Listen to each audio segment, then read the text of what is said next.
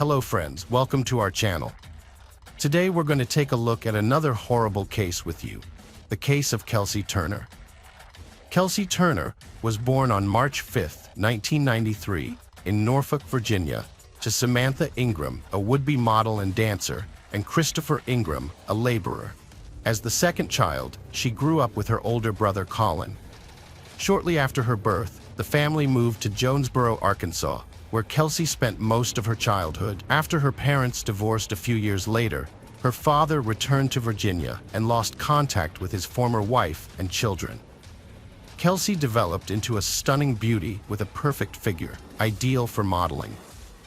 She wasn't interested in school, preferring to attend parties, go on dates, and participate in events. Her dream was to become famous, feature on magazine covers, give interviews, and walk the red carpet. Although she lacked talent, her youth and good looks were her biggest assets. In high school, Kelsey began attending modeling castings, with her mother Samantha's strong support. Samantha had once aspired to be a model herself and was enthusiastic about her daughter's endeavors.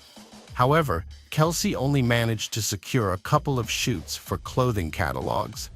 At 18, Kelsey married Judy Turner when she was already pregnant.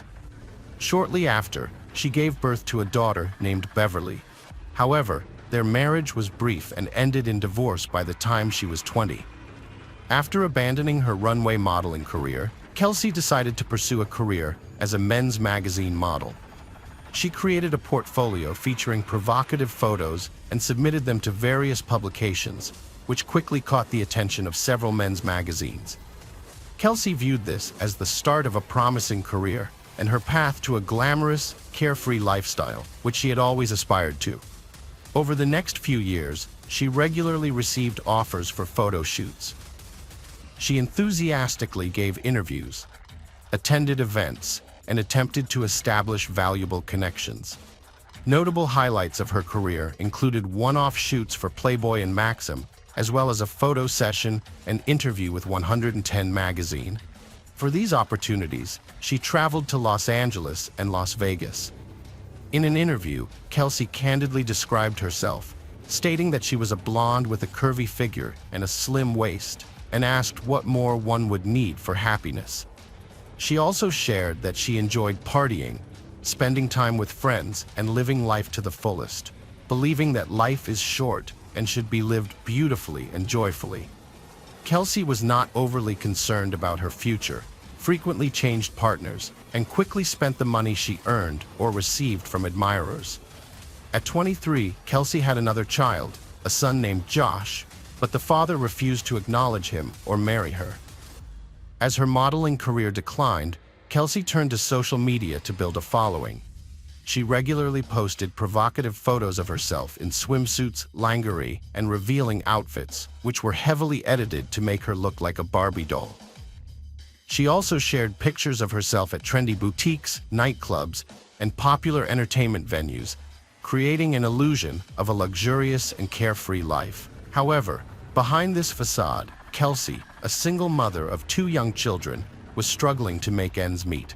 She didn't know how to manage her finances wisely and spent all her money as soon as she got it.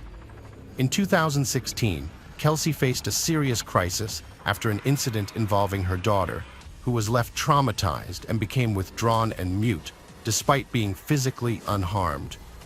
The incident led to therapy sessions with Dr. Thomas Burchard, a renowned child psychiatrist in Monterey, California, which ultimately contributed to a tragic event years later. Dr. Thomas Kirk Burchard was born in Boston, Massachusetts, on February 16, 1948, to a family of a prominent architect and engineer. His family later moved to Virginia, where his father taught at Harvard and the Architectural College at the Technological Institute. Thomas spent his childhood and youth in Virginia. Unlike his father, Thomas chose a career in medicine, specifically child psychology. After graduating from medical school and completing his thesis, Thomas worked as a pediatric psychiatry resident in several prestigious hospitals and lectured at colleges nationwide. Eventually, Dr. Burchard was employed at a public clinical hospital on the Monterey Peninsula in California, where he worked for over 40 years as a highly sought-after pediatric psychiatrist. Dr. Burchard was a highly respected doctor with a reputation for connecting with his young patients and taking on the toughest cases. He had a doctorate from the University of California, Berkeley, and an impressive academic record with over 300 scientific publications, cited nearly 40,000 times, giving him an H-index of 81. He was also known for his kindness, responsiveness, and generosity, particularly towards his young patients from low-income families. He even paid for hospital treatments for sick children and assisted single mothers. Dr. Burchard lived with a woman named D.Y., who was described as his assistant, housekeeper, lover, or fiancée. She was close to him and the first to notice changes in his behavior, which suggested early signs of dementia or Alzheimer's disease. As he approached his 70th birthday, Dr. Burchard became increasingly forgetful, absent-minded, and inattentive. To cope, he kept detailed diaries and notebooks to record everything, including names, dates, and events, to avoid confusion. He always carried a notebook with him containing sensitive information like banking details, account numbers, passwords, and card pins. Dr. Thomas Burchard's trusting nature led him to increase his financial support to those in need from hundreds to thousands of dollars. Kelsey Turner took advantage of Dr. Burchard's generosity. During her first visit with her daughter, she tearfully told the doctor that as a single mother of two, she couldn't afford his expensive services. Feeling empathetic, Dr. Burchard offered to treat her child for free and even gave her $300 to help with her children's needs. Kelsey was surprised, but soon realized that by sharing fabricated, tearful stories about her struggles, she could extract more money from the elderly doctor. At their next session, she concocted a performance, tearfully describing her younger son's illness and claiming she couldn't afford his expensive medication. This time, she specified a fake amount, and Dr. Burchard gave it to her in full. Kelsey's luck had changed, and from that point on, she frequently fabricated emotional stories to extract large sums of money from the trusting older man. Instead of using the money to support her children, she spent it on her own leisure activities, luxury clothing, and beauty treatments. Unwilling to return to her hometown in Virginia, Kelsey convinced Thomas to pay for her rental housing in California, claiming it would be easier to find a job and the climate was better for her children. It didn't take much persuasion for the doctor to agree, and he paid for the apartment. There were whispers that Kelsey and Thomas were romantically involved, and that this was the reason the respected doctor accommodated her every request. While these whispers may have held some truth, Kelsey maintained that Thomas had a paternal affection for her and her children, and was helping them selflessly. This was supported in court by Judy, although she added that Kelsey shamelessly took advantage of the doctor's kindness and his declining mental state due to dementia. Thomas paid for Kelsey's rental housing, bills, and gave her large sums of cash for necessities. He also rented a luxurious Mercedes-Benz convertible for her, rather than a practical family vehicle suitable for transporting children safely. As Kelsey's modeling career came to an end, her youth faded, and she stopped receiving offers for photo shoots. But instead of getting a job, she relied on her wealthy benefactor, Thomas, for financial support. Over nearly 3 years, Kelsey tried to break free from Thomas, blackmailing and threatening him. Despite this, he spent around $500,000 on her and her children. However, Kelsey wasted all the money on luxuries, including breast augmentation and liposuction, hoping to revive her modeling career. She prioritized partying over her children, neglecting them in the process. As a result, her ex-husband gained sole custody of their daughter through the court, stripping Kelsey of her parental rights. She was left with only her younger son, whose father had never shown interest in his child. Thomas was furious when he discovered what was happening, not because of the girl's ex-husband, but because of Kelsey's behavior. He realized she was a neglectful mother who didn't care for her children and spent all the money meant for them on her own desires, entertainment, and clothes. Dr. Burchard decided to have a serious talk with Kelsey, telling her he would no longer fund her extravagant and idle lifestyle. In response, Kelsey threatened to spread false rumors that the respected child psychiatrist had inappropriate, intimate interests in his young patients. Although this was a lie, any gossip on the matter could severely damage the doctor's reputation. Reluctantly, Burchard agreed to Kelsey's terms and continued to transfer money and pay her bills. In early 2019, Kelsey decided to move to Las Vegas with her son, intending to revive her modeling career. As usual, she expected Thomas, whom she continued to blackmail, to finance this venture. The doctor rented a house that Kelsey had chosen and transferred the amount of money she requested. After this, Kelsey disappeared for 2 months without giving any sign of her whereabouts. In late February 2019, Kelsey resurfaced because she was running out of money. She called Thomas, crying, and told him about her severe illness, inability to work, and struggle to provide for her son. However, when the doctor refused to help, Kelsey's tone changed abruptly, and she began threatening and blackmailing him again.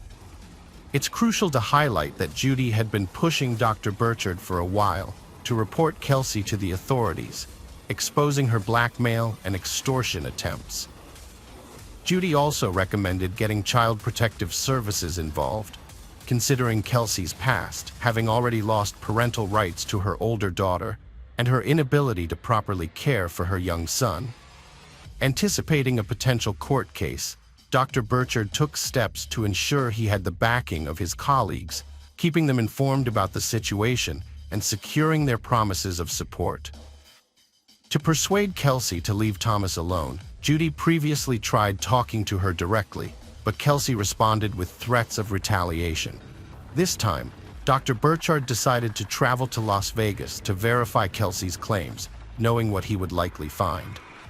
Judy attempted to discourage him from going, but the elderly man was resolute.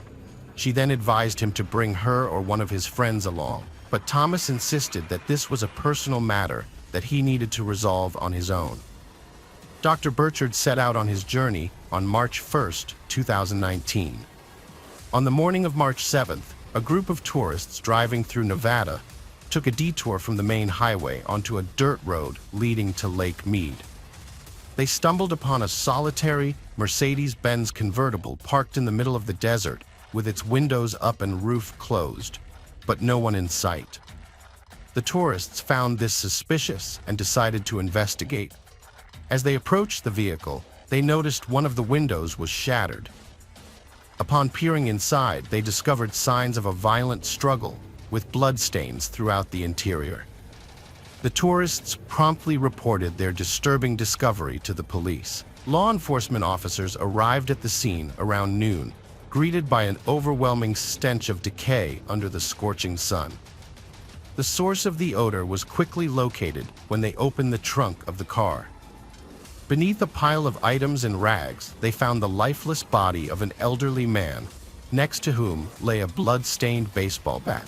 It was later confirmed that the body belonged to Dr. Burchard, who had been missing for 5 days. Judy had reported his disappearance on March 2nd, when she couldn't reach him at their scheduled time, and she immediately feared the worst. She contacted the police, hoping against hope that he would be found alive. Tragically, that was not the case. The autopsy revealed a horrific series of injuries on the elderly man's body. He had sustained multiple abrasions, bruises, and superficial cuts. The examination also showed that he had suffered severe head injuries, likely inflicted by the baseball bat found beside him in the trunk. Part of his ear had been severed, and his hands bore numerous cuts, suggesting a desperate attempt to defend himself. Additionally, there were bruises on his face with a peculiar imprinted pattern. The most shocking discovery, however, was that the man had been placed in the trunk while still alive, where he slowly suffocated under the intense desert sun. As the police investigated the crime scene, they discovered that the car was rented in Kelsey Turner's name, making her the prime suspect. Judy provided the authorities with the address of the house where the blonde lived and where the deceased doctor had gone, as it was also rented in his name. However, when the police arrived, they found the house empty, Inside, they noticed scattered containers of cleaning agents and a strong smell of household chemicals, indicating a hasty attempt to erase any evidence of the crime. The house had been occupied by Turner, her 4-year-old son, her new boyfriend John Logan Kennison, and 2 neighbors, Diana Pina and Jeremy Eric. Since they had all fled, they became suspects, as it seemed unlikely that the petite blonde could have inflicted such severe injuries on the doctor or moved his body to the car trunk alone. The police managed to interview Jeremy, who recalled that he and his girlfriend had left the house while the doctor was still alive and unharmed. According to Jeremy, his girlfriend had drunk too much and flirted with the doctor, trying to get a few $100s, similar to Kelsey's tactics. This had enraged Kelsey, who accused the woman of trying to steal her boyfriend. The 2 women almost got into a fight, and Jeremy had to quickly take his girlfriend away from the house. He hadn't returned for several days and was unaware of the subsequent events. Police discovered that Dr. Burchard habitually carried a notebook containing bank account details and passwords, but frequently misplaced it. Following his murder, the notebook went missing, and substantial sums were withdrawn from 2 of his accounts on March 3rd. The authorities promptly blocked the accounts and cards, and on March 21st, Kelsey and her boyfriend J.N. were apprehended in Stockton, California, after a second attempt to withdraw funds. Prior to their arrest, the couple, accompanied by their child, had been evading detection by hiding in motels, constantly changing their location and paying in cash. They later expressed regret for not completely depleting Burchard's accounts initially, and subsequently planned to empty them and flee to Mexico with the money. However, by the time they made their second attempt, the authorities had already blocked the accounts, leading to their capture. According to Diana, after Jeremy and his girlfriend left, a heated argument broke out between Turner and Dr. Burchard. This was triggered by the doctor's refusal to give Turner another cent. In a fit of rage, Turner threatened to ruin Dr. Burchard's reputation by spreading false rumors about his behavior with his young patients. As the situation escalated and Turner became physically aggressive, Dr. Burchard locked himself in a room for safety. However, J.N. forced open the door and violently attacked the elderly doctor with a bat, causing a severe hematoma and a nosebleed. Diana intervened, begging everyone to calm down. Upon seeing Dr. Burchard's condition, she urged them to take him to the hospital, worried about the consequences of their actions. Before they left, Dr. Burchard promised Diana that he would report to the police that he was attacked and robbed by strangers. The 4 of them then drove to the garage, where Dr. Burchard was seated in the back of the car. Kelsey instructed Diana to return to the house and thoroughly clean up, making sure to remove all traces of blood. Diana started cleaning as told, but heard Dr. Burchard's cries from the garage. Rushing back, she saw Kelsey and Kennison brutally attacking him, trapping him in the car. It was clear they never meant to take him to the hospital, but planned to kill him with a bat and knife. Diana was forced back to cleaning, fearing for her life. Later, she heard the cars drive away, and only John's returned with Kelsey. From the start, Diana chose to cooperate with the authorities by agreeing to a plea deal, which meant she would reveal everything she knew about the case. In return, she avoided being charged with being an accomplice and received a relatively light 3-year sentence for tampering with evidence. In contrast, her former lovers refused to take responsibility and instead blamed each other for the crime. However, it was easy to prove their guilt because they left behind significant evidence in the car, and phone records showed they were in the desert on the night of March 2nd, where the car with the body was abandoned. Kennison was convicted of second-degree homicide and received a 45-year prison sentence, with the possibility of parole after 18 years. The situation with Turner was more complicated. After her arrest, she announced that she was pregnant, which significantly delayed her trial. While in prison, she gave birth to a girl, and both the newborn and her son were placed in the care of social services because none of Turner's relatives were willing to take on the responsibility. In January 2023, following her lawyer's advice, Kelsey Turner admitted her guilt and was sentenced to 25 years in prison, with the possibility of parole no earlier than 10 years from the start of her sentence. She is currently serving her sentence at the Florence McClure Women's Correctional Center in Las Vegas. In conclusion, it is worth noting that ABC's documentary series 20th Century aired an episode in February 2023 titled A Model Murder, which detailed the heinous crime committed by Turner and her boyfriend against Dr. Burchard. Hello friends, welcome to our channel. Today we're going to take a look at another horrible case with you, the case of Sandra Cantu. Sandra Cantu was born on March 8, 2001 in Tracy, San Joaquin County. She grew up in Orchard Estates Mobile Home Park in Tracy, California, living with her mother, grandparents, and 3 older siblings. Although her parents, Maria and Daniel, were separated, the children remained close to their father through regular phone calls. Sandra was a friendly and outgoing child who made friends easily and was well liked by both kids and adults in the neighborhood. She loved playing outside with her friends.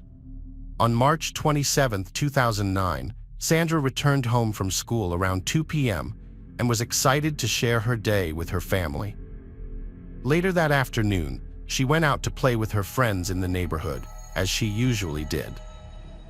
Before leaving the house, Sandra changed into her favorite Hello Kitty top and black leggings and hugged her mother. When dinner time approached at 7 p.m., Sandra had not returned home, which made her mother, Maria, anxious. Maria tried calling some of Sandra's friends to see if she was with them, but no one had seen her. As her worries grew, Maria drove around the neighborhood, asking people if they had seen Sandra, but no one had seen her for hours. At 7:53 p.m., Maria made an urgent call to 911 for help. When Maria reported her daughter Sandra missing, the Tracy Police Department responded promptly to the mobile home park. They initiated a thorough search of the neighborhood, questioning Maria about Sandra's clothing at the time of her disappearance. Maria recalled that Sandra was last seen wearing a pink Hello Kitty shirt, black leggings, and Hannah Montana flip-flops. The police then conducted a door-to-door inquiry, speaking with neighbors to determine if anyone had seen Sandra or observed anything unusual in the area. They also displayed Sandra's picture to all residents. The officers demonstrated a high level of commitment to finding Sandra and identifying potential leads, evident in their meticulous questioning of neighbors and dissemination of Sandra's images in the hope of ensuring her safe return.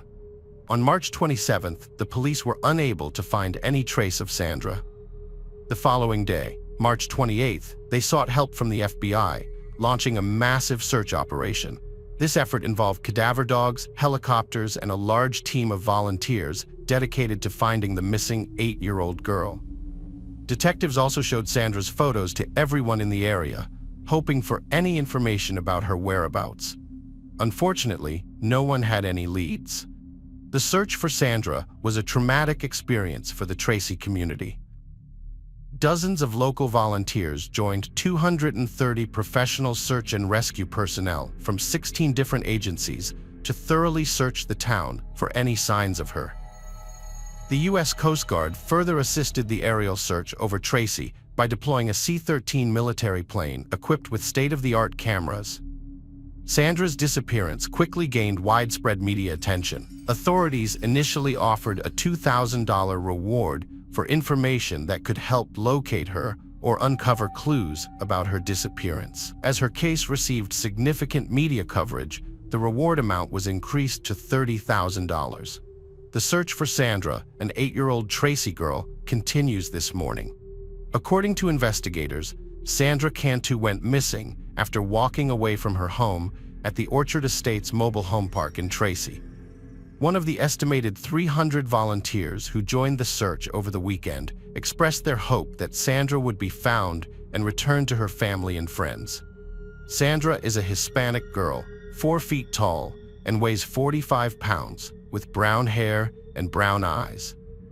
Surveillance footage shows Sandra leaving the mobile home park around 4 p.m. and returning, but she was last seen walking away again. The key question is, where did she go that last time, and where is she now? The investigation is ongoing, and police urge anyone with information to contact Tracy authorities. Everyone searched for her, but no signs of her were found. Later, detectives examined the security camera footage installed by Sandra's grandfather. The recording showed Sandra leaving her house, heading to the park to play. When she returned, she seemed happy, skipping back home at 4 p.m. But instead of going inside, she suddenly turned and walked down the street towards one of the exits. The footage stopped at this point, leaving her next steps a mystery. This unexpected behavior was concerning, as Sandra usually followed safety rules about not leaving with strangers. The police suspected that someone or something familiar to her might have caught her attention. The investigators' initial suspect was Sandra's father, Daniel, due to his prolonged absence from her life, which was revealed during the police investigation. Additionally, they discovered that Daniel and Maria were engaged in a financial dispute related to custody issues.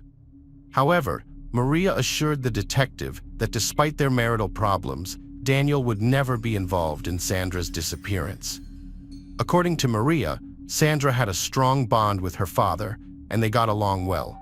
The media later interviewed Daniel about his missing child. When asked for a statement, Daniel recounted receiving a call from his sister on Friday, informing him that Sandra was missing. He rushed to the scene and waited for a day before returning to work. Daniel stressed that the purpose of the interview was to shift the attention away from himself and onto the potential perpetrator, if there was one. He urged the detective to do their job to the best of their ability, emphasizing the need to focus on finding the real person behind Sandra's disappearance. A week after Sandra Cantu's disappearance, the 8-year-old girl's whereabouts remained unknown. In Tracy, authorities were pursuing hundreds of leads and increasing the reward for information about her. Investigators were combing through trash at the local landfill, searching nearby rivers, and looking into suspicious individuals, including residents of the mobile park and those seen in the area on March 27th. These individuals included an unknown ice cream vendor who had interacted with children in the neighborhood that day, and Frank Waller, a neighbor of the Cantu family who was rumored to be a pedophile. Frank had previously admitted to kissing Sandra on the lips 2 years earlier, claiming it was a friendly gesture. Despite the disturbing nature of his admission, the authorities ultimately cleared him as a suspect, though they made it clear they would keep a close eye on him. Meanwhile, the search for the real perpetrator continued, and the community rallied around Maria, showing her support and love during this tough period. At 8:30 p.m., neighbor Melissa discovered a disturbing handwritten note near a mailbox just miles from Sandra's family. It read, "Cantu locked in stolen suitcase thrown in water on Boucher Road and Whitehall Road." The note had obvious spelling mistakes, sparking questions. Was it real or meant to confuse the investigation?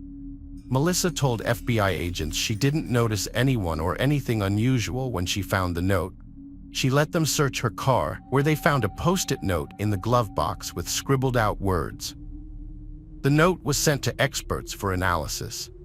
Following this discovery, they chose to release Melissa and shift their attention back to analyzing the original note found near the mailbox. Weeks went by, but authorities could not find any traces of Sandra. After 10 long days of searching for Sandra, her case took a shocking turn. The police chief told us that the person or persons responsible for the death of 8-year-old Sandra Cantu would be brought to justice. Sandra's death has devastated the community. Jose Luis Franco, a farm worker, found a locked black suitcase while draining a pond.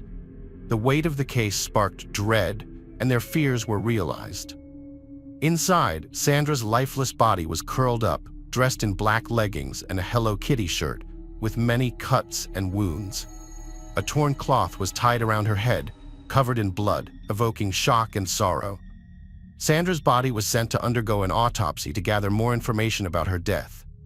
The results of the autopsy were devastating and added to the shock and horror surrounding her death. The autopsy revealed disturbing details. Sandra had been brutally assaulted, but there was no sign of any biological fluids. The injuries suggested that an unknown object had been used, and the cause of her death was asphyxiation. Furthermore, the coroner found a large amount of alprazolam in her system, indicating that she had been drugged. The official cause of death was recorded as homicide by asphyxiation. Sadly, it was discovered that she was murdered just hours after she was last seen on surveillance footage, a terrifying fact that sent shockwaves through the community. The description of the neighbor matched a woman named Melissa Huck. Investigators checked the CCTV camera at Sandra's house and confirmed that Melissa owned the same type of car. The footage showed Melissa getting into her SUV from a parking spot directly across the street from her house around 3:30 p.m. She drove towards her residence, which was located to the left of Sandra's house.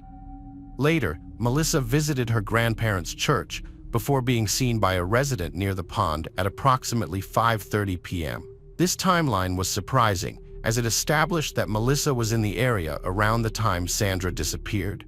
The police had identified a prime suspect in the case, Melissa. They strongly believed she was the perpetrator and wanted to question her. However, when they approached her, they discovered that she had attempted to take her own life by swallowing razor blades. As a result, Melissa was hospitalized, and the police were forced to wait until she recovered before they could interrogate her. Once she was well enough, Melissa claimed to have no knowledge of the events surrounding the case and maintained that her only involvement was bringing the note to their attention. She told the officers that at 4 p.m. on the day Sandra was last seen, she had been at her church, decorating her classroom, and had not seen anything unusual in the area. The police unsurprisingly asked Melissa to confirm her alibi, which her phone records ultimately supported as crucial evidence. It turned out that Melissa had earlier called the police herself to report the theft of her suitcase from her driveway.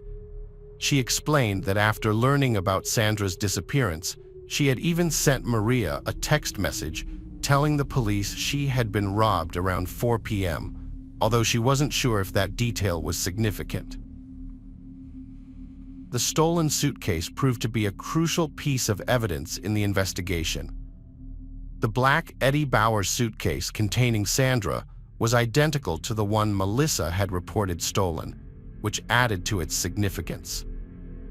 The note Melissa found not only mentioned a suitcase, but specifically referred to a stolen one. Although the authorities had gathered substantial evidence implicating Melissa, they sought additional information. They decided to wiretap her phone and waited patiently for her release from the hospital. 2 days later, when Melissa was discharged from the hospital, the police were stunned to discover that she had called the Canto family. During their conversation, Melissa invited one of Sandra's siblings to her home to play with her supposedly 5-year-old daughter. Responding to her residence immediately, the officers found no children inside, suggesting that Melissa might have been planning to lure another young victim into her house. A second neighbor has come forward with a disturbing revelation. Just before Sandra's disappearance, Melissa had taken a 7-year-old girl from the neighborhood to the park without her parents' permission. When the child returned, she was disoriented, slurred her speech, and had trouble walking. Her parents took her to the hospital, where tests revealed she had been drugged with benzodiazepines, the same drug found in Sandra's body. Although Melissa denied giving the girl drugs, the incident raised suspicions. As the investigation continued, the police grew increasingly suspicious of Melissa. They were shocked to learn about the drugged child. Soon after, they obtained a warrant to search Melissa's trailer and her grandparents' church. During the trailer search, they found a notebook with handwriting that exactly matched the note Melissa had claimed to have found on the ground. This discovery provided a crucial link between Melissa and the note, leaving the police stunned. Later, experts analyzing the post-it note found in Melissa's car's glove box made a stunning revelation. The note featured cryptic words, including Bache Road, Whitehall Road, and water, which added a mysterious layer to the ongoing investigation. Furthermore, they discovered alprazolam in Melissa's purse, a drug prescribed to her, which matched the substance found in Sandra's body. During the 2009 search of Clover Road Baptist Church, a blood-stained rolling pin was found with Sandra's DNA. A draw cord was missing from a window blind, and the cord used on the Eddie Bow suitcase matched the remaining church blinds. Melissa Huckabee, a 28-year-old Sunday school teacher, was arrested on April 10, 2009.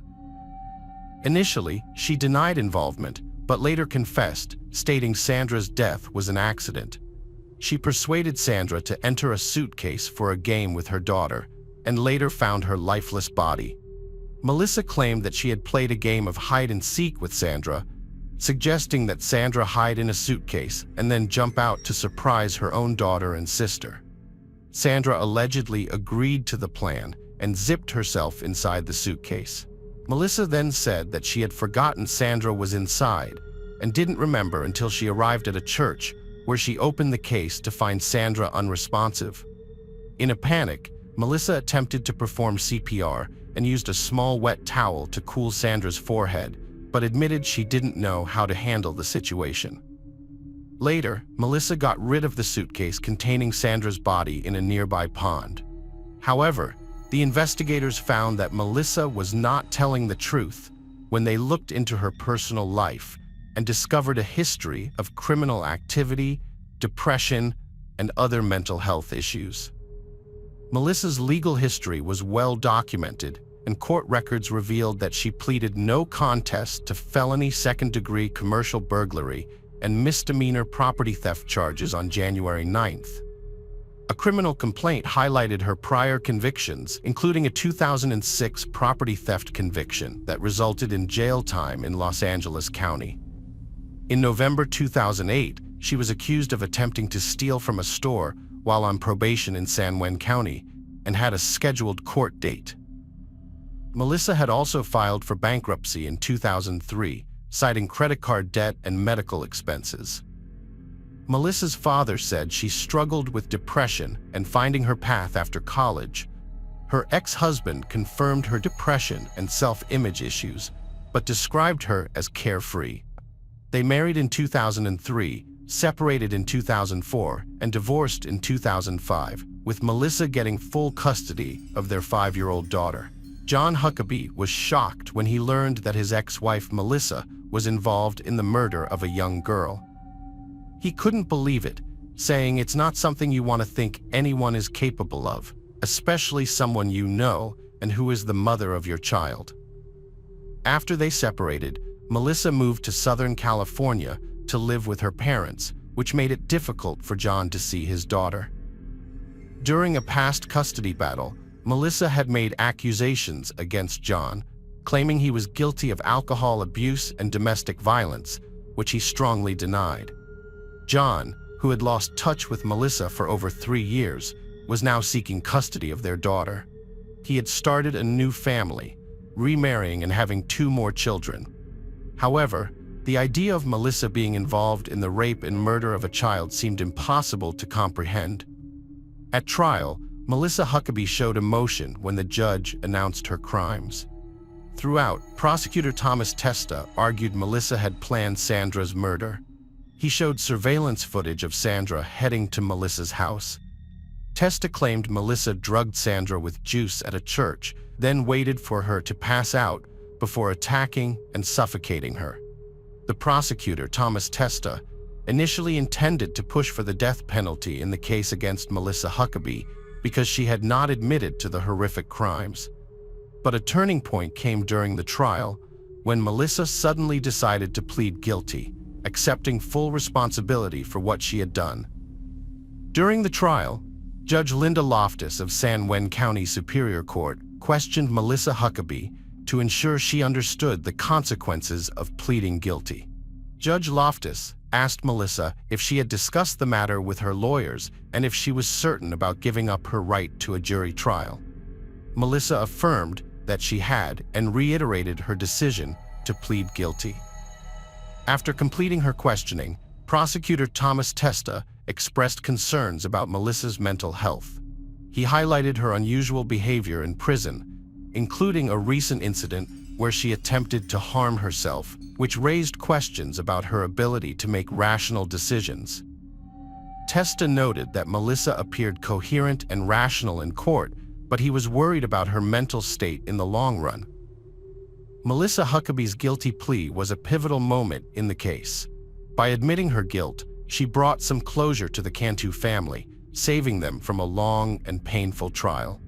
This significant development altered the course of the court proceedings and paved the way for what would happen next in Sandra's case. Melissa's guilty plea simplified the process and provided the Cantu family with some comfort after all they had endured since Sandra's tragic death. On June 14, 2010, Melissa Huckabee received a life sentence without parole for the first-degree murder and kidnapping of Sandra Cantu. The motivations behind Sandra's tragic death remain unclear. Prosecutors believed Melissa planned the crime to harm Sandra intentionally. Despite this, Melissa never disclosed her reasons, leaving investigators baffled. However, documents revealed a troubled individual with a history of depression, self-harm, and a difficult past. Melissa is now serving her life sentence at Sand County Jail, burdened by the gravity of her actions. Her imprisonment serves as a reminder that severe crimes have severe consequences. For the Cantu family, the pain of losing Sandra will never fully subside, but they find comfort in knowing justice has been served. The trial and conviction brought a sense of closure, ensuring Sandra's tragic death did not go unpunished. Hello friends, welcome to our channel. Today we're going to take a look at another horrible case with you. The case of Lauren Heike. Life can be unpredictable, filled with both joyous moments and heart-wrenching tragedies. The story of Lauren Heike, 29-year-old from Phoenix, Arizona, serves as a poignant reminder of how fragile our existence can be and how quickly everything can change. Lauren, a beautiful soul with captivating green eyes, had an unwavering faith in the goodness of others. Little did she know that her trust and openness would ultimately lead to her untimely demise. Lauren Heike was born on November 20, 1993, in Seattle, Washington, into a well-off family. Her father, Jeff, owned a plumbing manufacturing business, and her mother, Lana, worked in real estate. She was very close to her older brother, Ryan. Lauren received her secondary education at Central Kitsap High School in Silverdale, Washington. After graduation, she moved to Phoenix and enrolled at the Gary Manuel Leda Institute, where she studied to become a cosmetologist and skincare specialist. Lauren always took great care of herself and had a good understanding of cosmetics, so her education helped her develop her natural inclinations. She began her career at the age of 18 and built a successful path. Initially, she worked as a customer support representative for 5 years, starting in 2015. Lauren then became a leading manager at the renowned cosmetics company Benefit, before working as a cosmetologist at a beauty salon for 9 months in October 2020. She later got a job as a manager at the Center for Aesthetic Medicine. She also planned to follow in her mother's footsteps and try her hand in the real estate field. At the time of the tragedy, Lauren was working full-time as an instructor at a golf club. She was never afraid of difficulties, was responsible, and easily found common ground with people. She was actively developing in the beauty industry, sports, and real estate. Lauren carefully monitored her physical fitness, regularly engaging in fitness activities, and generally led a healthy, active lifestyle. She had many friends and a supportive family. In addition to working in sports and meeting with friends, she adored traveling and hiking. It was because of the presence of picturesque trails that she loved Phoenix so much. Lauren often walked alone, listening to music and enjoying the fresh air, silence, and tranquility of nature. Her favorite route was a path in the northern part of the city, not far from her apartment, where there was almost never anyone around. Understandably, her parents were very concerned about her solitary walks in deserted places but Lauren herself was convinced that nothing bad could happen to her. According to her family, Lauren had a kind of routine. She would wake up, drink coffee, chat with loved ones and friends, and then go for a walk. She did this every day because she believed that this way she would start the new day with positivity. Unfortunately, she did not realize that her trusting nature and carefree attitude could cause a fatal role. On April 28, 2023, Lauren's morning began as usual. She drank coffee, talked with family and friends on the phone, and went for her usual walk in the northern district of Phoenix, not far from her own apartment. The route passed through a picturesque trail in a calm, quiet, sparsely populated area, and took 15 to 30 minutes one way. The girl left the house at approximately 10:30 a.m. The last time surveillance cameras recorded her was at 10:52, when Lauren was calmly walking along the trail in the park. She was wearing a pink sports top, black leggings, and sneakers. She only had her phone and keys with her. No one saw her again. Lauren was supposed to show up for work at 11:30, but did not come and did not warn about her delay or absence. This was uncharacteristic for a very responsible girl. Colleagues started calling her, but to no avail. Lauren's phone was turned off. Worried friends began sending messages on social networks and calling each other, hoping that someone knew where Lauren was. But no one could say anything because no one had seen her after she left the house in the morning. Around 1 p.m., Lauren's parents, unable to reach her, arrived at her apartment hoping their daughter was unwell and had not gone to work. However, Lauren was not home, though her belongings were undisturbed and the doors locked. No signs of a break-in or struggle were evident. It appeared she had gone for a walk and not returned. Concerned, her family promptly contacted the police to report her missing. Law enforcement responded swiftly, but initial searches proved futile. The sunny day of April 28th, typical for the area, saw few visitors at the park where Lauren was last seen walking. Had someone been present during the attack, perhaps the tragedy could have been averted, but fate dictated otherwise. As hours passed with no word from Lauren, anxiety mounted among her loved ones. Despite extensive searches of the park and surrounding areas, no clues surfaced. Hoping she had simply wandered off or was delayed, family and friends reached out in vain. The next morning, April 29th, around 11 a.m., the worst fears were realized when a passerby discovered Lauren's body. The woman promptly contacted the authorities, who found Lauren's body, riddled with stab wounds, a short distance from the trail in the undergrowth. She lay face up, arms outstretched, clothes torn, blood everywhere. Forensic experts quickly began their investigation. The medical examiner later determined her death on April 28th around 11 a.m. was due to severe blood loss from 15 deep knife wounds, likely inflicted with a pocket knife. The fatal wound to her back suggested a prolonged attack, evidenced by wounds of varying depth and location on her body. Injuries on her hands indicated a struggle, with deep cuts on both sides as she tried to defend herself from the sharp knife. Despite her resistance, the assailant, aggressive and strong, overpowered her unexpectedly. Scratches on her back and torn clothing suggested a surprise attack from behind, knocking her down and repeatedly stabbing her. A footprint from a size 42 to 43 sneaker at the scene likely belonged to the attacker. Signs of an attempt to escape, crawl away, and hide were visible in the area, but unsuccessful. Traces of blood and remains of a struggle near a barbed wire fence showed her desperate efforts to evade the murderer. Her personal belongings, a phone, and house keys were found nearby. There were no wallet or other valuables on her, so the possibility of robbery was immediately dismissed. Lauren's phone was found to be broken. The last calls were made on the evening of April 27th.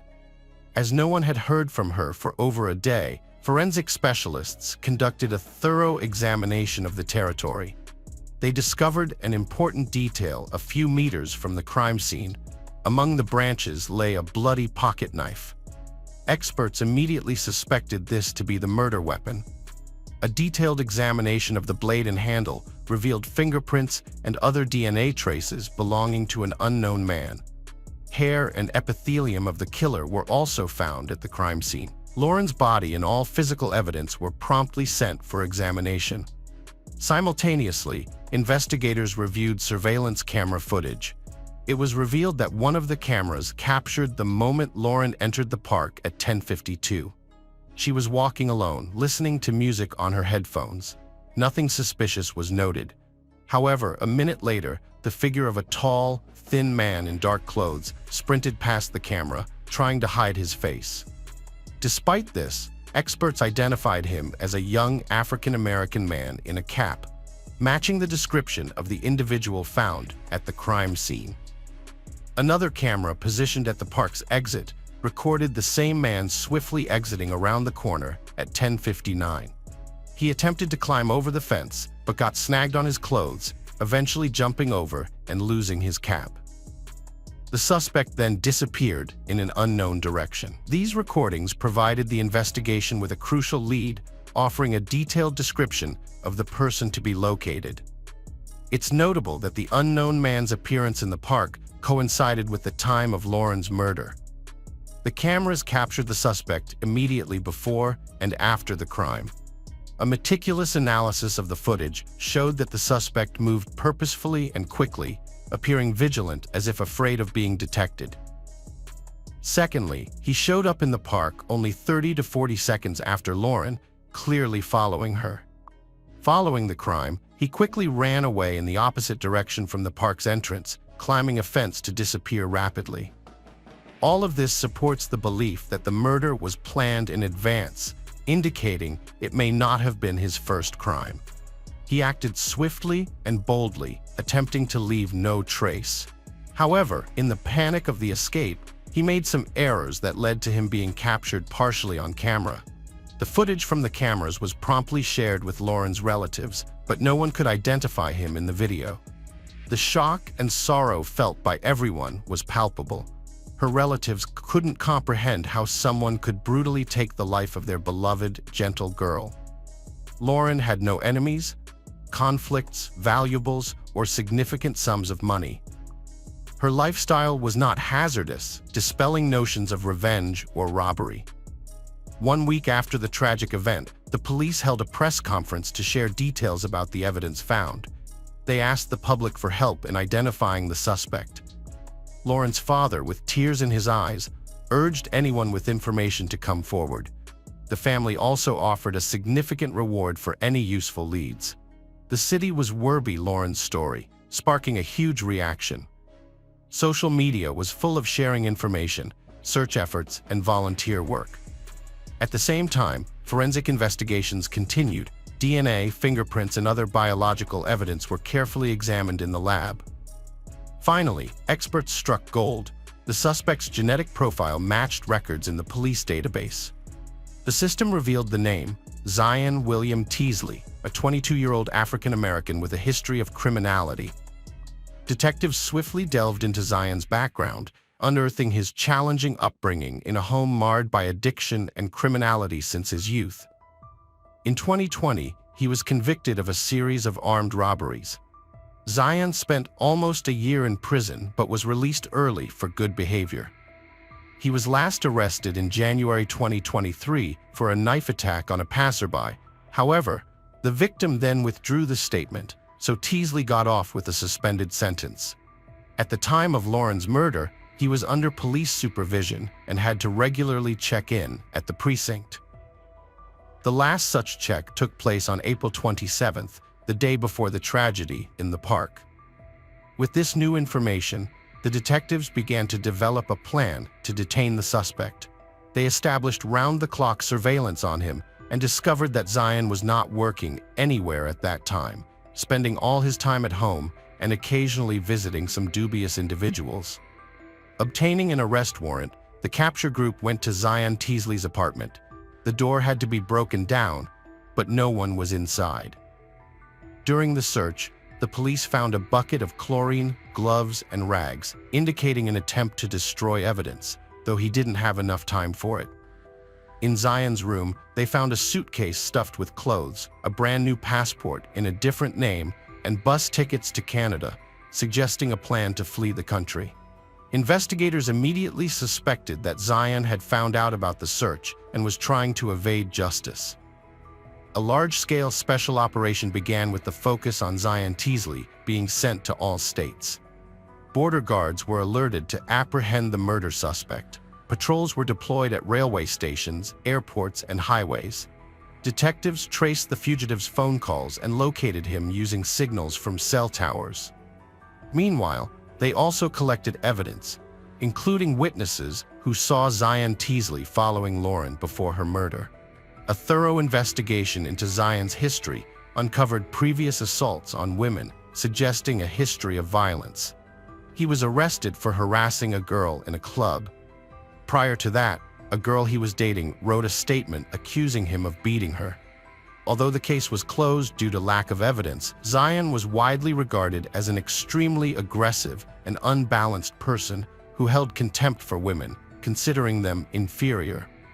His social media posts were filled with derogatory language towards women, and there were also photos of knives resembling the murder weapon. Police suggested that Lauren might have been a random victim of Zion's violent tendencies. It was theorized that he spotted her on the street, stalked her, and then attacked her in a deserted place. Some speculated that he may have felt provoked by her attractiveness and apparent vulnerability, a common trigger for individuals with his mindset. Lauren's family, devastated by her senseless death, implored the public to eschew vigilante justice and allow the legal system to handle the case. After a 3-day search, Zion Teasley was apprehended in an abandoned garage on the city's outskirts. During his arrest, he resisted and injured a police officer. Subsequently, during questioning, he adamantly denied any involvement in the crime.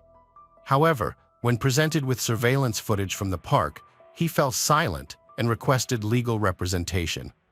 The prosecution swiftly charged Zion Teasley with intentional murder and kidnapping, citing substantial evidence such as video recordings, Lauren's belongings found in the garage, a knife, and DNA and fingerprints found at the crime scene. As a result, the court ordered that he be held in custody without the option for bail. The trial of Zion Teasley began on June 5, 2023, a highly publicized case in the state's history, capturing the attention of the entire nation. Journalists, activists, and concerned citizens gathered outside the courthouse, eager to observe the accused individual. Accompanied by tight security, Zion entered the courtroom in handcuffs, wearing an orange prison outfit, seemingly indifferent. Lauren's family openly displayed their emotions. Her mother wept continuously, while her father glared angrily at the defendant. Friends of the victim, holding her pictures, also attended the proceedings. The prosecutor argued that Zion Teasley was a dangerous and calculated killer who posed a significant danger to society. He emphasized the audacious nature of the crime and the strong evidence against the defendant, portraying Zion as a misogynistic psychopath who took pleasure in causing harm to women. In contrast, Zion's lawyer sought to prove his client's innocence, questioning the presented evidence and suggesting the involvement of another individual in Lauren's death. The defense attorney advised the jury to make their decision based on facts rather than emotions or public opinion, highlighting Zion's difficult upbringing and the harsh treatment he endured in his family. Zion William Teasley currently faces charges of first-degree murder.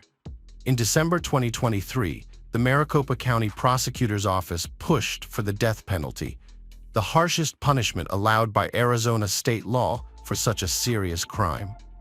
The Phoenix Police Department concluded their investigation into the case, with the suspect now awaiting trial. There is no information that would indicate that the attack on Lauren Ha was anything other than a random choice of a victim by the perpetrator. Zion Teasley himself does not admit his guilt in committing this brutal murder. He continues to be held in custody without the right to post bail. The trial of the accused is scheduled for October 2025. It is expected that this will be one of the most resonant trials in the history of the state of Arizona. The tragic death of Lauren Heike shook all of America and became a real shock for her family and friends. She, who loved life so much and believed in the goodness of people, became a victim of a cruel and senseless crime.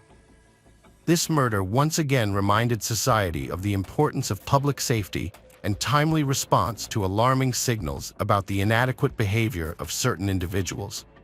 This story also showed how important the work of law enforcement agencies is, as they were able to promptly find and detain the suspect and gather the necessary evidence of his guilt. Ahead is the judicial review of this case, which should put the final point and determine the measure of responsibility of the murderer. Society hopes that justice will be fair and that the criminal will receive the most severe punishment. Most importantly, the memory of Lauren Heike should live in the hearts of all who knew and loved her. This girl will forever remain young, beautiful, kind, and sincere. Let her story be a warning to everyone. Value life, be careful, and do not be indifferent to those who are near. Hello friends, welcome to our channel. Today we're going to take a look at another horrible case with you, the case of Nathan Pate. On the night of December 1st, 2010, Staff Sergeant Nathan Pate was in quite a rush. He was late for duty at Nellis Air Force Base in Nevada. By strange coincidence, his alarm clock, which never failed to go off, didn't ring that day. Nathan woke up at 11 p.m. and woke up his wife, Michelle. He hurriedly took a shower, said goodbye to his family, then went to the garage. He was about to put on his uniform and start the car when suddenly loud shots rang out from behind him. Pate's children and wife came running at the sound. There, standing on the doorstep, was Nathan, bleeding and staggering from side to side. It was obvious he was about to fall. Michelle felt terrified and rushed toward her husband to help him up, but wasn't in time. The father of the family collapsed onto the floor. Around 11:30 p.m., 911 received a call. "My husband has been shot. He's bleeding. Help him." Mrs. Pate screamed into the phone. The dispatcher quickly explained how to administer first aid. Michelle tried giving artificial respiration to her spouse, but it didn't bring any relief. When rescuers arrived, they took him to the nearest hospital, where doctors did everything possible to save him. However, efforts weren't enough. They couldn't bring the young man back to life. The neck wound proved fatal for 28-year-old Nathan Pate. Upon being informed of her husband's death, Michelle's world shattered into before and after. An exemplary family man and valiant serviceman had been murdered right on his doorstep in Las Vegas. His death caused public outrage. Relatives, acquaintances, and concerned citizens demanded answers from the police. Who could commit such lawlessness? What were their motives? Was justice served? Nathan Joseph Villagomez Payet was born on February 12, 1982, in the village of Tamuning on Guam. Guam, a small island in the Pacific Ocean, is known for its paradisiacal beauty and historical past. Consequently, it is especially popular among tourists. Nathan was born in this amazing region and was fortunate to have a large and loving family. He had 3 brothers, Matthew, Anthony, Eric, and 1 sister, Carmela. The children were very friendly and helped their parents in everything. Nathan himself stood out from the others as he never caused trouble. He was a caring child at home and a diligent student at school. Nathan was very sociable, so he easily made friends. Brother Eric recalled that there was perhaps no one who did not want to communicate with him. Living near the ocean fostered Nathan's love for swimming from childhood, which later evolved into a passion for surfing. He spent all his free time on the beach, enjoying the sun and life. Nathan met his future wife during his studies at South High School, located in the neighboring town of Santa Rita. Michelle Anant Chuck was attracted to him at first sight. Young people began spending time together daily, and their affection for each other only grew stronger. They never parted. Together they studied at school, prepared for classes, and helped with household chores. Strong teenage friendship soon transformed into tender love. When Michelle was 16 years old, her family faced a terrible grief as her mother passed away. Consequently, Michelle spent all her free time helping her sister Melissa, the eldest of the Chuck family, who took on the role of mother and mistress of the house. Nathan supported her in everything she did and helped look after the younger children. In 2000, after graduation, Nathan decided to propose to Michelle, who happily accepted his proposal. Given their family's financial constraints preventing them from having a wedding ceremony, the couple received blessings from their parents to move in together instead. To earn a living, Nathan got a job as a receptionist at a local hotel.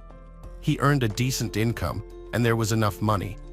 However, like most young people, Nathan and Michelle were ambitious. They envisioned their own home and, soon, their son Dion was born into the Nathan family. Income then became insufficient to meet their expenses, prompting Nathan to consider a job that could offer his family a more secure existence. This aspiration led Nathan to join the Air Force. After graduation, he was assigned to Elmendorf Air Base in Anchorage, Alaska. After some time, the couple's dream came true when they built their own house. It was in this new home that their second child, a daughter named Niara, was born. Nathan saw success in his military career, which helped him fulfill ambitions that he and Michelle had previously been unable to achieve. Finally, 6 years after their engagement, they celebrated with a big wedding. My mom was extremely proud that her youngest son was the first to go out and achieve something, Eric said. In 2006, Nathan was transferred to Davis-Monthan Military Base in Arizona. He received a promotion to weapons loading team leader for the A-10 Thunderbolt attack aircraft of one of the Essex squadrons. During this time, he also trained in logistics and material management. Nathan definitely loved his job and performed it with dedication and good intentions. He was truly dedicated to his country. In 2007, Nathan and his family moved to Nellis Air Base near Las Vegas, Nevada. There, he took on the role of Assistant Junior Officer in charge of the supply section for maintenance of combat aircraft.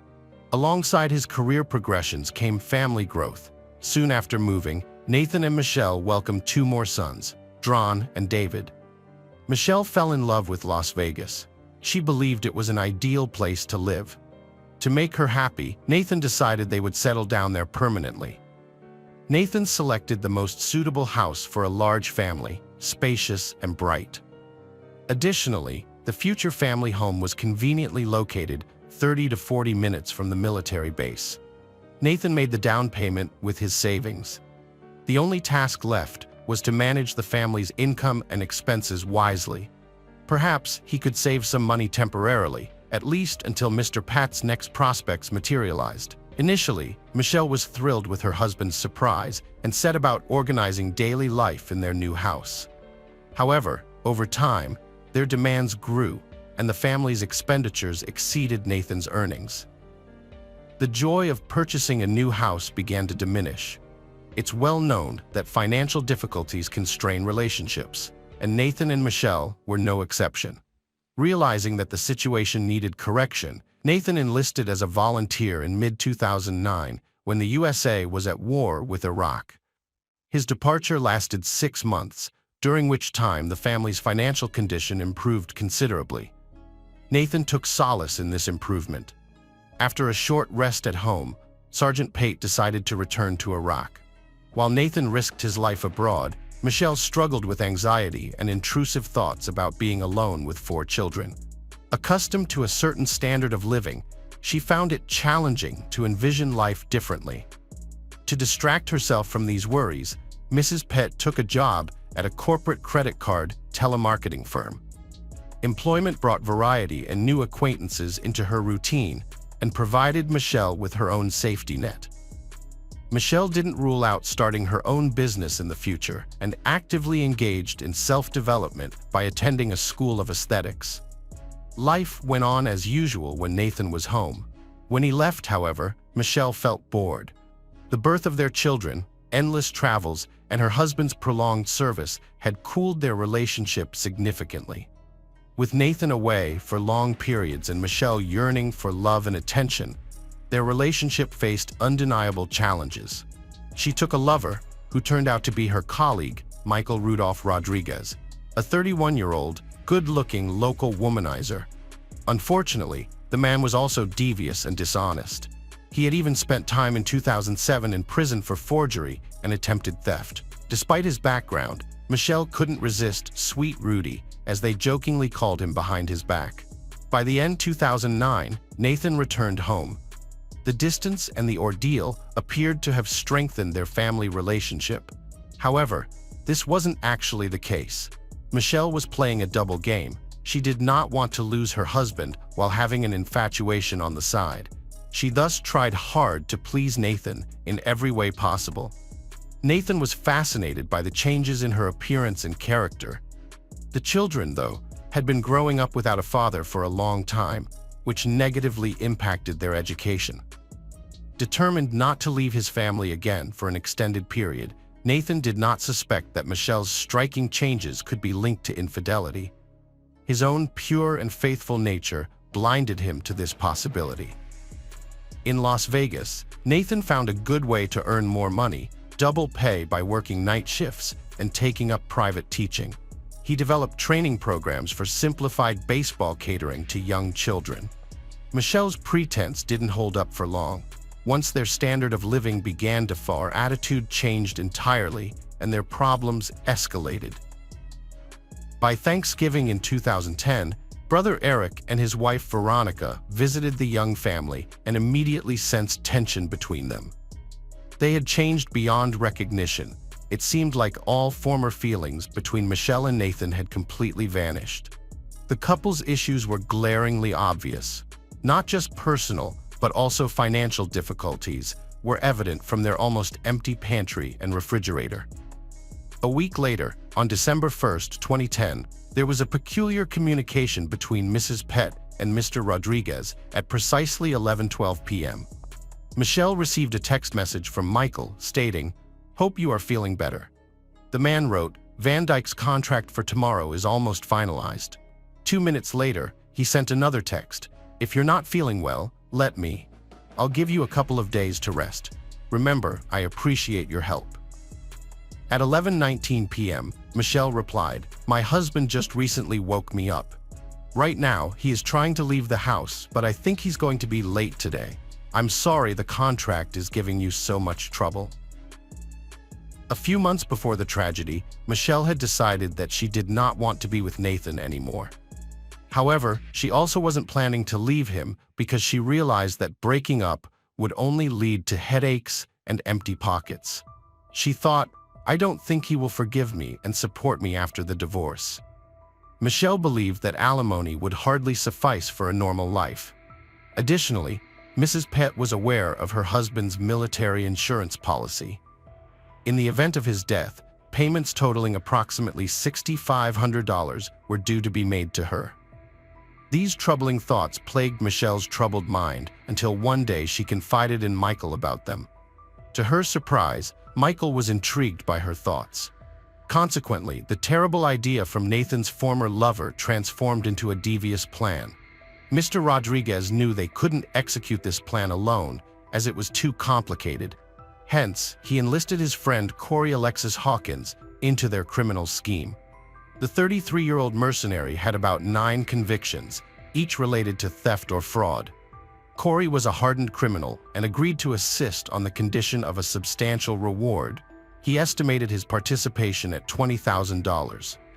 After much deliberation, Michelle and Michael agreed to his terms. Subsequently, a couple more individuals joined their group: 23-year-old Jessica Austin, Corey's girlfriend, and her friend Shannon. Jessica's friend Shannon was not particularly intelligent. She earned a living by starring in adult films. Shannon was offered 5% of Corey and Jessica's cut for her assistance in the scheme. This lucrative offer quickly enticed her. The initial plan involved shooting Nathan in his Chevrolet Tahoe and then carrying his body in the car to leave it in the parking lot of one of the apartment complexes. Jessica needed to gather the essential items for the criminal act: men's gloves, a car cover, and a fragrance. Shannon's role was to provide Michael with an alibi. She had to confirm that Michael was by her side on the day of the murder, December 1st, 2010. On that day, Michelle felt unwell and deviated from her usual routine by coming home at about 5:30 p.m. Typically, Michelle's classes at beauty school ended late, around 10:40 p.m. Mrs. Pett arrived home just 5 minutes before Nathan left for work on that unfortunate day. Michelle found her husband sleeping on the sofa. She woke him and suggested they go upstairs together. He did not object, and that was their last night as a couple. Nathan, late for work, went downstairs while Michelle was corresponding with Michael. To avoid suspicion, they used code words in their communications. Michael and his accomplice were stationed in a black Cadillac SRX parked near the victim's house.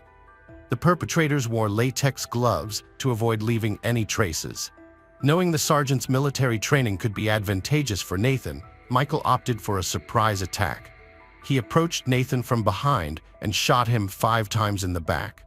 Afterward, Michael quickly exited the garage, got into his car, and fled the scene. The perpetrators then retreated to a prearranged location where they burned their clothes in a fireplace and disposed of other evidence. Following this, Michael and Shannon went to a hotel to establish an alibi. Meanwhile, Jessica meticulously cleaned the apartment where they had stayed. Emergency services and police officers arrived at the crime scene and were shocked by what had transpired. The neighborhood where the Pett family resided was typically seen as model territory. Detective Todd Williams initially chose to inspect the shooting scene. He found the garage door unlocked. There was a noticeable odor of iron inside the room. Blood was smeared on the walls and in the traces of it were also visible on the floor. Next to Nathan's uniform were his keys and wallet. Since the valuables were untouched, a robbery-murder was ruled out. After examining the scene, Detective Lori Anderson decided to talk to the victim's wife. Michelle explained what had happened. For some reason, she added that the family was struggling financially. This gave the police some ideas. Maybe Nathan was hiding something from his wife, perhaps a gambling addiction, debts, or an affair on the side. At least that would have cleared up the attack.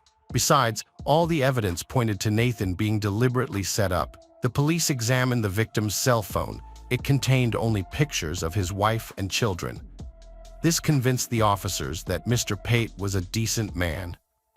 The investigation continued. The next step in the search for the perpetrator was to canvass the neighborhood. Statistically speaking, there's always someone who saw or heard something. This was indeed true for Nathan. Some neighbors reported seeing a car parked near the house. The car was driven by a man wearing a brown sweatshirt. After shots were fired, the vehicle immediately drove away. Detectives finally had a lead. Nathan's family was shocked to learn what had happened. They caught the first flight out of Guam, waiting for answers. His mother, Carmelita Payette, cried throughout the journey. The woman couldn't believe her son had died so early in life. When they finally reached Nathan's home, Michelle threw herself into her mother-in-law's arms and then lost consciousness. Nathan's mother sensed something unnatural in her daughter-in-law's reaction. For some reason, it seemed faked. The investigators decided to talk to Mrs. Pate again and asked her about the car witnesses had seen nearby. Unexpectedly, she said her colleague Michael Rodriguez had a similar car. Why Michelle gave out this information remains unclear. Police later determined that Michelle had either inadvertently revealed the truth or that the perpetrator's plan was flawed.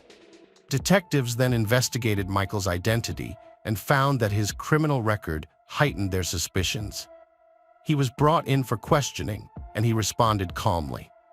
Mr. Rodriguez stated that on the day of Nathan's murder, around 9 p.m., he went shopping at a supermarket. During this outing, he met an interesting woman named Shannon. According to him, they had a lengthy conversation and decided to continue their acquaintance at a hotel room. Michael explained that they arrived at the hotel around 11 p.m. To verify Michael's testimony, the officers contacted Shannon. She did confirm their romantic encounter. However, the detective had a feeling something was amiss. The next logical step was to examine the information found in Michelle's phone.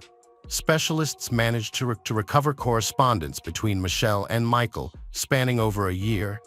Their communication turned out to be very suspect. On the exact day of Nathan's murder, the couple discussed a contract with someone named Van DJK.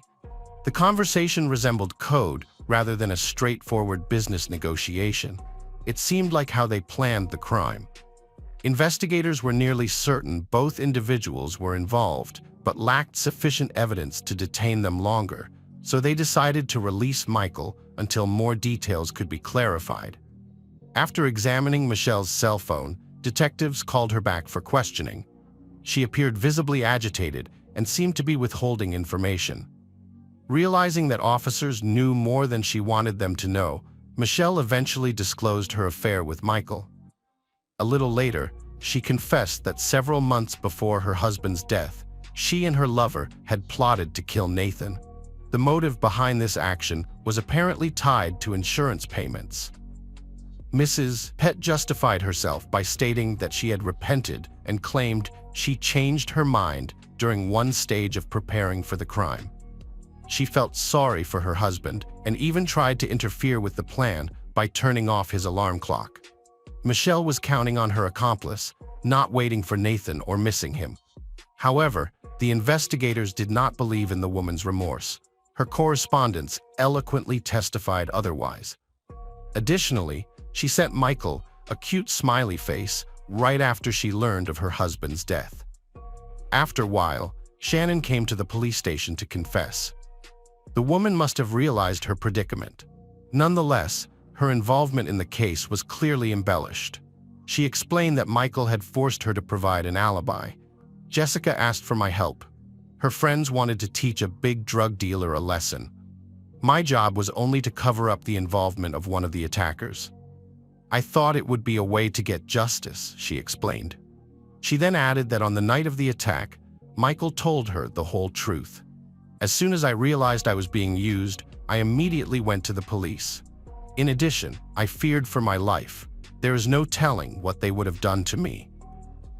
The woman's words were confirmed by the hotel's CCTV footage that showed Michael and Shannon arrived at the hotel not at 11 p.m., as Michael himself said, but at 11:40 p.m. Her testimony led detectives to Corey and Jessica. Corey had long denied any involvement in the case. He knew what a guilty plea would do to a repeat offender, but Jessica did reveal her role in the sinister plan. To honor the young sergeant's memory, Nathan's family and friends gathered on December 7, 2010, in the chapel at Nellis Base. Michelle decided to skip the ceremony. She was clearly not in the mood for it. In his speech, Eric Pate recalled, "My brother has always been an example for me and the rest of my family. Nathan truly loved life. He was devoted to his wife and children. Everything he did was for his homeland, love, and friends." On December 9th, the remains of Nathan were transported to Guam. On December 15th, a requiem mass took place at St. Francis Church in Tamuning. Military honors were paid at the Pai City Cemetery on Guam's island. His funeral? The cortege consisted of 36 motorcycles. 6 officers carried a casket draped with a U.S. flag upon arrival at the burial site. Afterward, 21 shots echoed in the sky as Nathan was given a hero's farewell. Michael Rodriguez, Corey Hawkins, and Jessica Austin were arrested without bail on December 8, 2010. The next day, Michelle Pett met the same fate. Police feared for her mental state and placed her under surveillance to prevent suicide. On January 4, 2011, in Clark County District Court, charges were read to the 4 accomplices: conspiracy to commit murder and robbery with a firearm, murder with a firearm. Additionally, Michael and Corey faced charges for possessing firearms. The trials dragged on for 3 years as some defendants denied involvement. Armed with strong defense teams, they filed multiple motions aiming to exclude certain evidence from the case, yet each motion got rejected. Their strategies only delayed inevitable punishment by postponing sessions repeatedly. On September 21, 2015, the trial for Nathan Pett's murder began. Michael Rudolph Rodriguez stood trial first and pled guilty to avoid the death penalty. On September 29, 2015, he was sentenced to life in prison without parole. An appeal against this sentence got denied later. At sentencing time, Michael showed no emotion or regret for his crime. Michelle Payer's trial happened 1 month later in a Las Vegas courtroom, a stark contrast as she insisted that she had reconsidered killing her husband.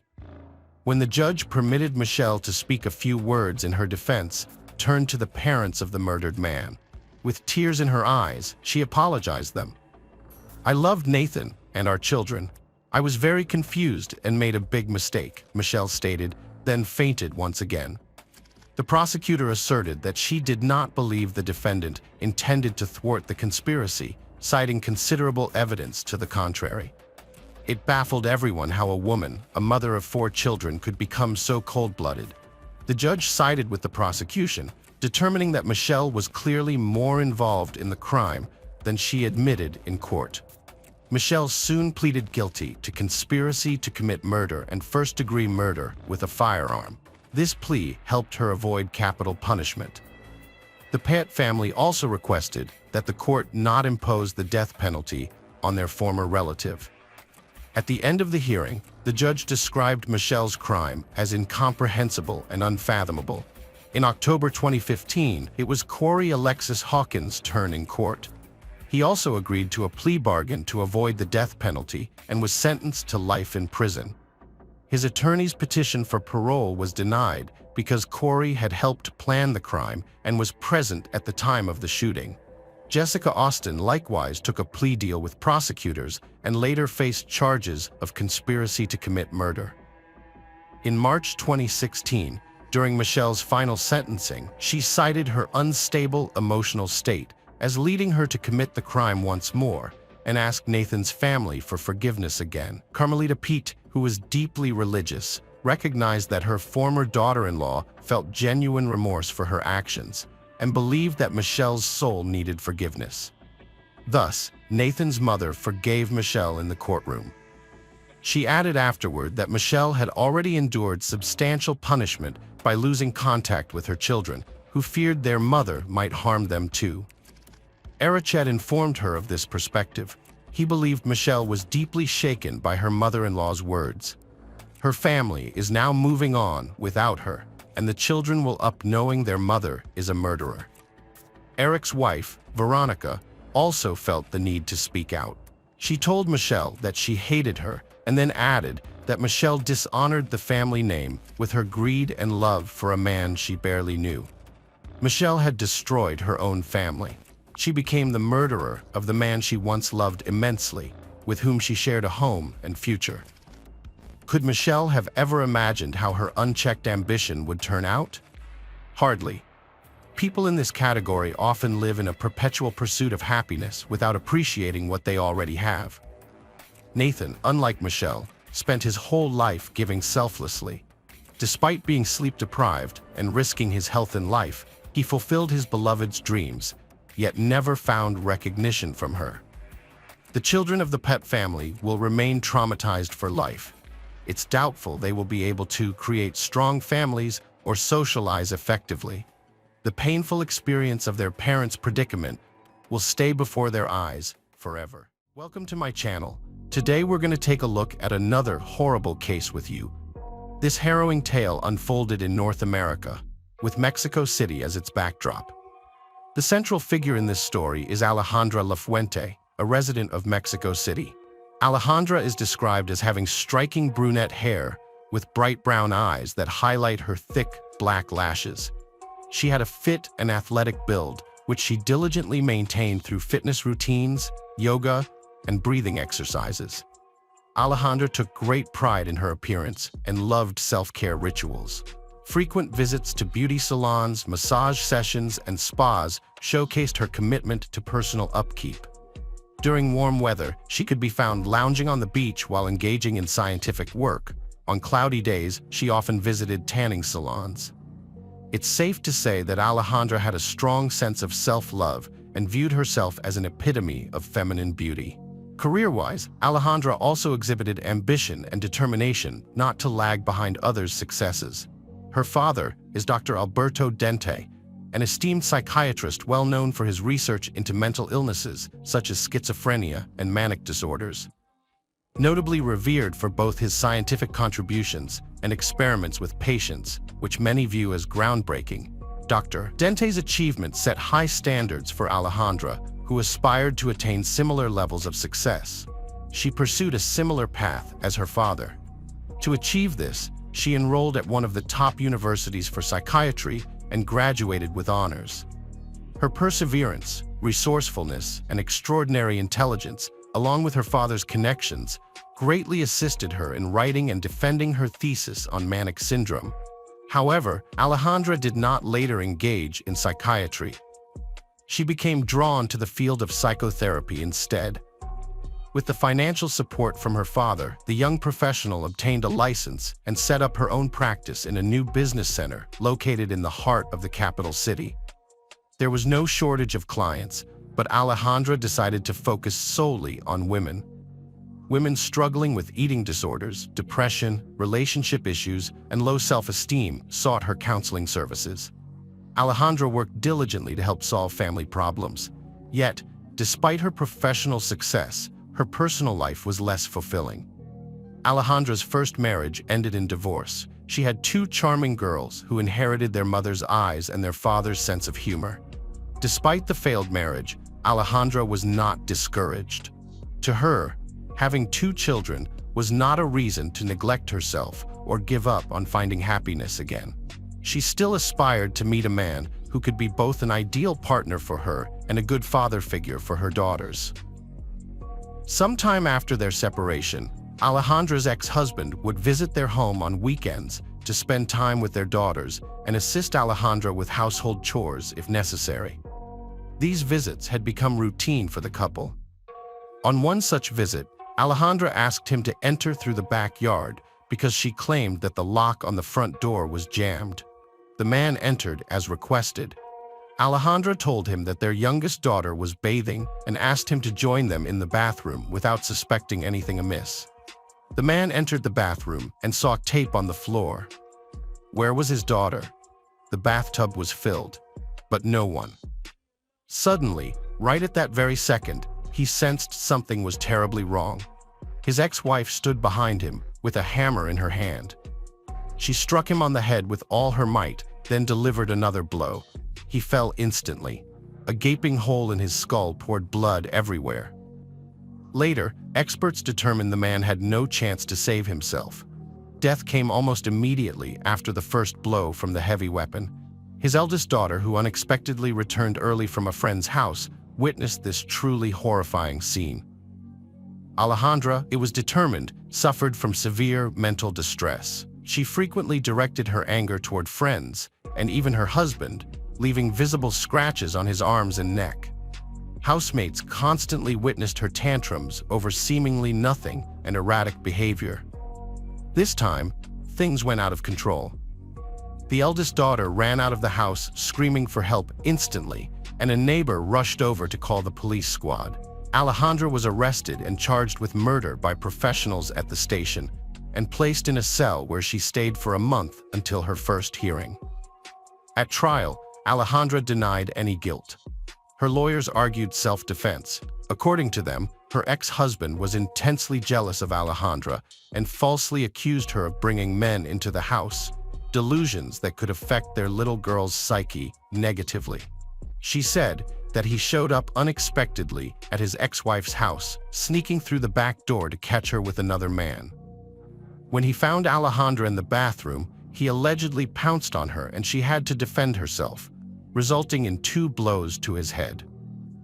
On June 14, 2012, the sentence was handed down. Considering the evidence presented by the defense and the presence of 2 minor children, Alejandra was sentenced to 1 year and 4 months. Thanks to the coordinated work of lawyers and the financial support of her father, the term bars was replaced with a suspended sentence. A couple of months later, an appeal was filed again with a request to drop the charges with by. The argument is assault in self-defense. Human rights activists felt deep sympathy for Alejandra, portrayed at trial as a victim of domestic violence. As a result, the court reviewed the case anew and handed down an acquittal. Following her release, Alejandra continued her psychological counseling. She also maintained an image as a victim of gender inequality, fighting for her rights, just like many women in North America do. Ultimately, this portrayal made Alejandra even more popular among potential clients. Soon after, Maria Alejandra met Alan Carrera, a prominent Mexican businessman and son of Adrian Carrera Francis. Alan was tall and handsome with a statuesque stature. His father had been head of special services for the Central District and achieved considerable success in his career. Quickly, Alan expanded his business, creating a chain of construction stores that popped up all over the country. However, not all parts of Alan's business were above board. Some aspects were deeply entwined with criminal activities, which led to his father's removal from his position after one financial fraud incident was uncovered. Additionally, Alan had ties with a criminal group engaged in transporting psychotropic substances to the United States. The base for this illicit operation was located in a border town and guarded by bribed police officers. This group controlled a significant portion of psychoactive substance trafficking in the South. Evidence finally tied Alan's father to these illegal activities. Under pressure during interrogation, he gave a statement implicating himself and faced a potential 20-year prison sentence due to these revelations. On July 18, 2000, Adrian Carrera was released early. Following his release, he dedicated all his time to his son and legitimate business. His son grew up quickly, adopting his father's views and experiences. After graduating from college, Alan Carrera decided to follow in his father's footsteps and Alan showed a keen interest in a household appliance store. Despite his young age, he managed it entirely on his own. While it wasn't as large as his father's enterprise, it generated substantial revenue. Alan was always surrounded by many admirers, but he had been in love with a classmate since childhood and eventually married her. She was intelligent, beautiful, and from a respectable family. Their marriage was brief yet eventful.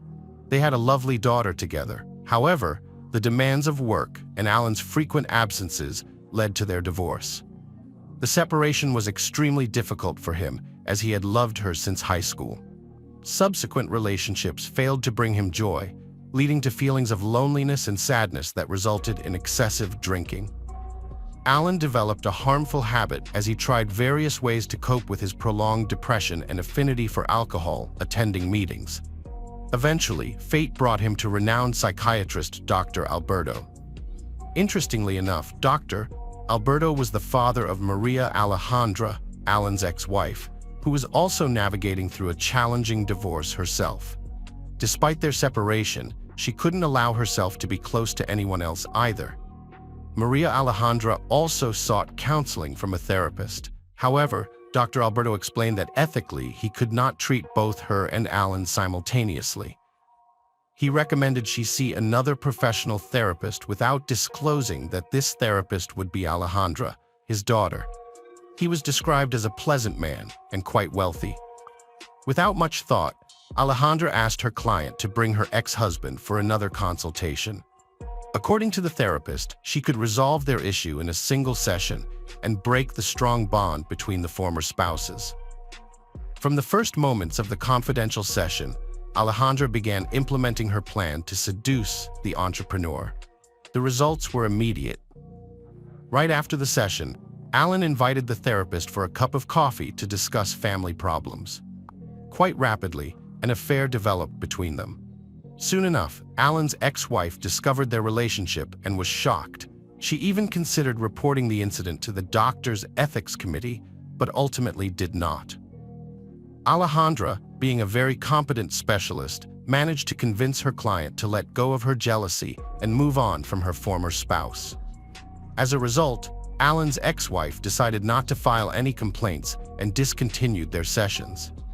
Meanwhile, Alan and Alejandra's relationship progressed quickly. A few months after their first date, they decided to move in together. 2 months later, they decided to formalize their relationship.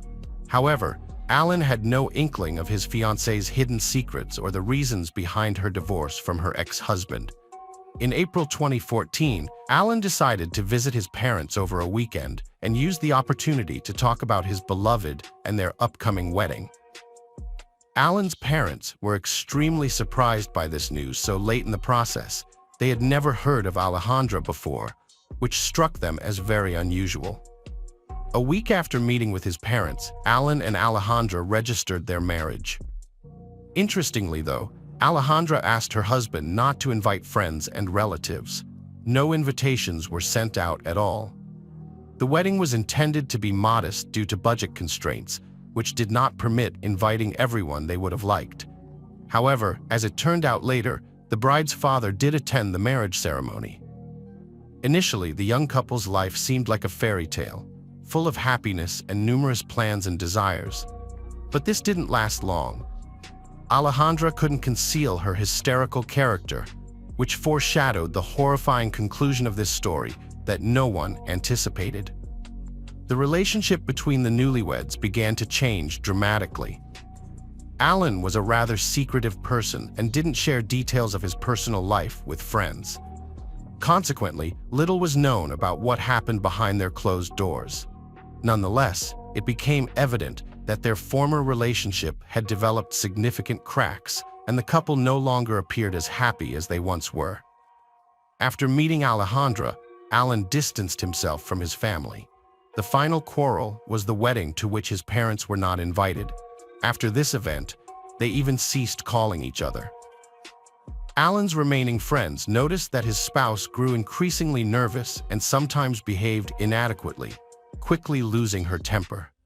Following a few such incidents, Alan felt deeply ashamed and decided to minimize joint meetings. Quarrels in the family occurred daily and were almost always unfounded. One evening, according to her own testimony, Alejandra decided to go through her husband's cell phone and discovered correspondences with several women containing inappropriate content. Understandably, it was impossible for her to ignore such things. Alejandra reported in court that her husband beat her, insulted her, and humiliated her in every possible way. When she discovered his infidelity as well, saving the marriage seemed pointless. For reasons unknown, Alejandra did not pursue traditional methods of psychotherapy to try and salvage the relationship. Instead, consumed by thoughts of her husband's cheating, she resolved to deal with Alan using a method already familiar to her. Once she made this decision, all her attention focused on devising a perfect murder plan. While Alan went about his regular, measured routine, he remained oblivious to the looming events. He communicated infrequently with his family. However, he couldn't ignore the annual feast celebrating his grandfather's birthday. As expected, Alan attended the event. Nevertheless, his parents made it clear that his wife wasn't welcome in their home. This situation upset Alejandra and worsened the couple's relationship. On October 31, 2014, Alan's phone last sent a text confirming he had arrived home safely after the party. From that moment on, his absence extended to his work too. This was highly unusual because Alan was known for his dedication to work. He hadn't missed work before, especially with an important store launch approaching where his presence was crucial. The cause of this sudden disappearance lay in Alejandra's horrifying plan executed after Alan's return from the celebration. Following a fierce argument, she spiked his milk with a powerful sleeping pill before suffocating him with a pillow. Alejandra watched as Alan struggled unsuccessfully to remove the pillow and catch his breath. After that, Alejandra dragged Alan's body to their neighbor's garden to retrieve an electric saw. Bearing a grim smile, she dismembered her husband's body into pieces. She then bagged the remains and ensured no identifying features remained by removing fingers and teeth. It was these details that would help the investigation in identifying the individual if the body was discovered. Alejandra packed all the bags into suitcases to transport the corpse out of the house without drawing suspicion. However, she did not succeed. As dawn approached, Alejandra could not leave the house with the suitcase unnoticed. An elderly neighbor who suffered from insomnia watched her from her window. She found the young woman's early departure and strange behavior. Additionally, for some reason, Alejandra's husband did not help lift the heavier suitcases, which added to her strange behavior as she continually looked around. At dawn, Alejandra returned home, which further surprised the vigilant neighbor. As it later turned out, Alejandra had scattered bags containing her ex-husband's remains across different neighborhoods to cover her tracks. The following day, she resumed her normal life. On November 6, 2014, police officers in Mexico City made a gruesome discovery. Human remains were found in a vacant lot near the city's outskirts. A few days later, Bags containing arms and legs were located in various parts of the capital. The most chilling detail was the absence of fingers from these limbs. Teams of officers were quickly assembled, and they methodically combed through the streets. Their primary objective was to locate the head and other missing parts of the victim and prevent further atrocities from occurring. Despite their efforts, the fingers and head were never found. However, by forensic experts, it was determined that all discovered remains belonged to the same individual. Sadly, without fingers or teeth, identifying this person proved impossible. To divert suspicion from herself, Alejandra began sending messages to Alan's relatives. Her aim was to avert suspicion. However, she only aggravated matters. Unbeknownst to her, Alan had recently distanced himself from his family and had no contact with his relatives. Alejandra informed Alan's parents that they were going on vacation and would be out of reach. This plan quickly unraveled when Alberto, Alejandra's father, began making phone calls to Alan's father's house. Alberto sought to find out if his son-in-law's family had any idea of Alejandra's whereabouts. He hadn't heard from her in some time, and the family was quite worried about missing their counseling sessions. Later, Alberto reached out to Alan's relatives again. This time, he informed them that his daughter had been located, but had to be forcibly admitted to a clinic. She was suffering from depression due to her husband's infidelity. This news deeply alarmed the relatives, leading them to search for Alan without success. Subsequently, Alan's family turned to the police for help. Laboratory experts decided they needed to compare the remains recently discovered with Alan's characteristics. The resemblance was 100%. His relatives also identified him without a doubt. This was particularly hard on Alan's grandfather. Soon after the identification, he fell ill with heart disease, as Alan was his only grandson. The investigation team obtained a search warrant for Alan's home and office. They discovered a patch of freshly disturbed earth in the backyard. Upon digging, they found human fingers and teeth. Alejandra was immediately apprehended. More blood traces were found in one of the rooms, as well as on the trunk of a car and in the garage. Initially, Alejandra denied any involvement, hoping she could escape punishment as she reportedly had with her previous husband. However, investigators quickly pieced together the case. An elderly witness provided critical testimony. Her timeline matched Alan's estimated time of death. It came to light that Alejandra used her job to obtain a powerful sleeping pill, a medication typically accessible only to medical professionals, which further implicated her in the crime. The evidence linked Alejandra directly to her husband's brutal murder. CCTV footage corroborated that Alan had entered their house but never left. Additionally, this footage confirmed that suitcases were later removed from the house. On December 10, 2014, the jury delivered its verdict. Ale got life imprisonment for murder with cruelty and an attempt to hide it. Using her official position didn't help. Her father's connections and bribes couldn't save her either. All he managed was a closed trial, away from the public eye and the press. Sadly, he did it for his career. Now, hardly anyone will seek help from a specialist who raised such a ruthless monster and couldn't spot problems in his own daughter. During the trial, thoughts about the death of Alejandra's first husband popped up too. But the passage of time meant no evidence was found.